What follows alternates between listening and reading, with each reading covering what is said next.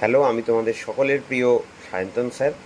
আজকে আমি এসেছি ডব্লিউবিপিএসসির একটি বারংবার আসা একটি গুরুত্বপূর্ণ কেমিস্ট্রির প্রশ্ন নিয়ে, যে ইলেকট্রনের E/M অনুপাত কে নির্ণয় করেন। তোমরা কি বলতে পারবে যে E/M অনুপাতটা কে নির্ণয় করেন? তো এটা মনে রাখতে হবে যে উত্তরটা হবে জে থমসন। E/M কথাটার মানে হচ্ছে চার্জ টু মাস, মানে ইলেকট্রনের আধান বাই ভরের যে অনুপাত, সেটি প্রথম আবিষ্কার করছেন ব্রিটিশ পদার্থবিজ্ঞানী জে থমসন, এবং তিনি এটা প্রথম বার করছেন 1897 সালে।